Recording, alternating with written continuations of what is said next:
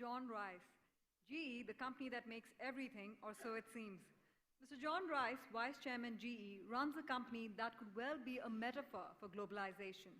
And he tells us today why this is India's moment in the global economy. Ladies and gentlemen, please put your hands together for Mr. Rice.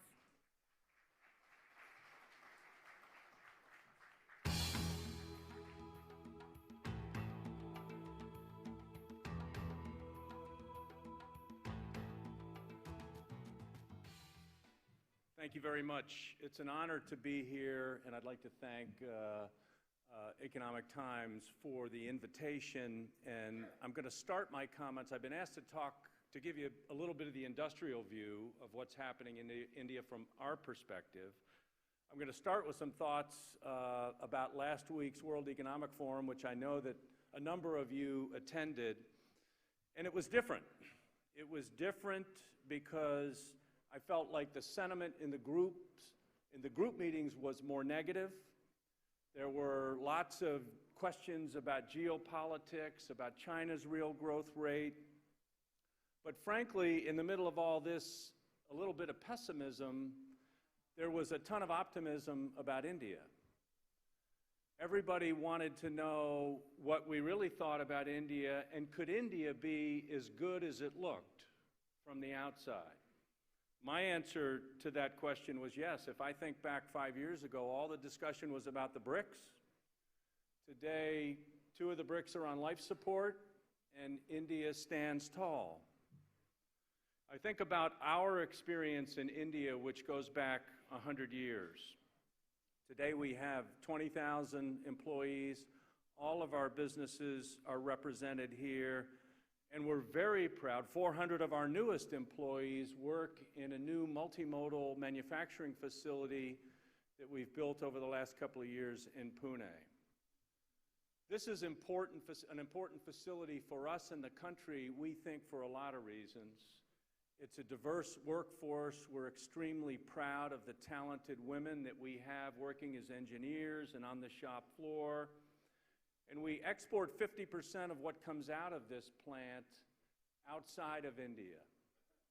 So the true test, when you think about Make in India, is what you do in India that supports the local economy and the economy of the country, but also what you can do in India that's competitive on a global scale. And we think Pune is a great example of that.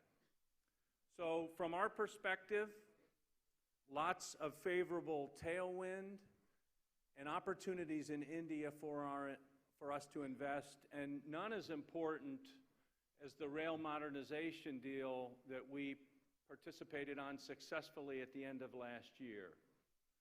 Now, the journey to win this order, which is to modernize the freight rail locomotives, about 1,000 locomotives in total, over the coming years, a very big deal in our world, and we think a big deal for the Indian rail system. But this journey started 20 years ago. So in some respects, it illustrates the bad and the good. It was tendered 3 or 4 times, canceled, restarted. I ran our locomotive business when it started 20 years ago. I had a full head of hair, and you can see what happened to me. But we got there. The good news is we got there. The good news is this government made it happen. And for us, this successful tender represents a signal, a good signal, that India is open for business. Make for India is fit for purpose. It's exactly what this country needs. Manufacturing is the underpinning of a strong economy, but it's not the only underpinning. Dominic talked about digital technologies.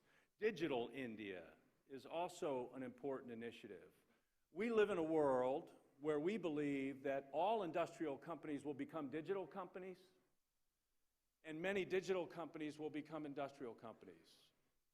It's either going to be a convergence or a collision. And it's up to us to figure out which path we choose.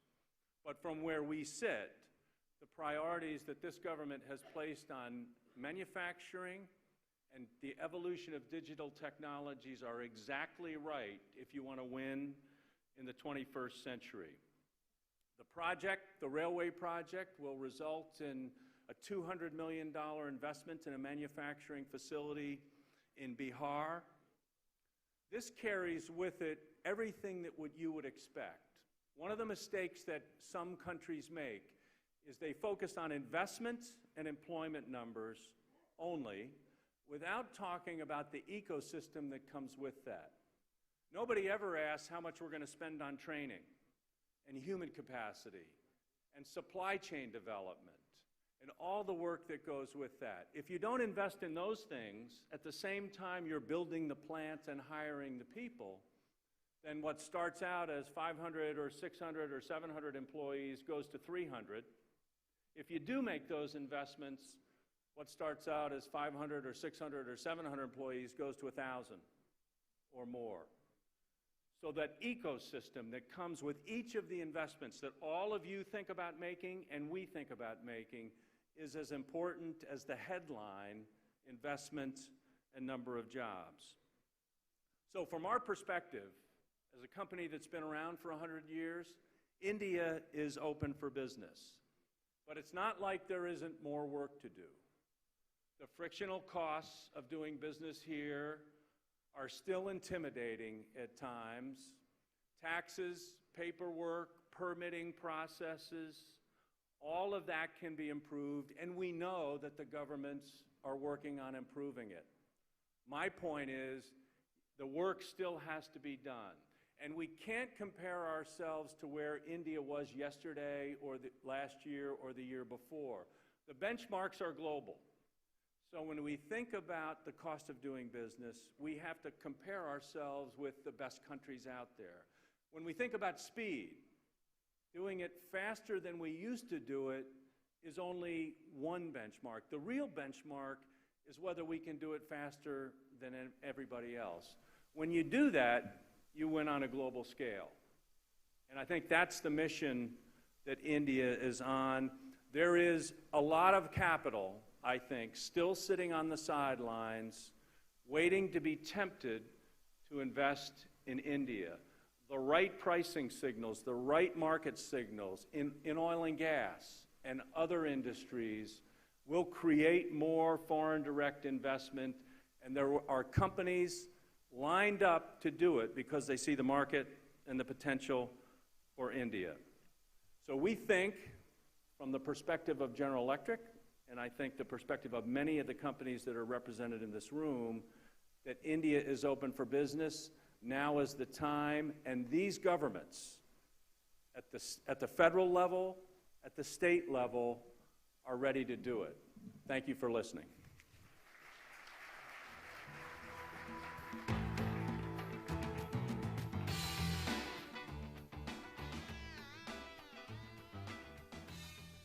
Ladies and gentlemen,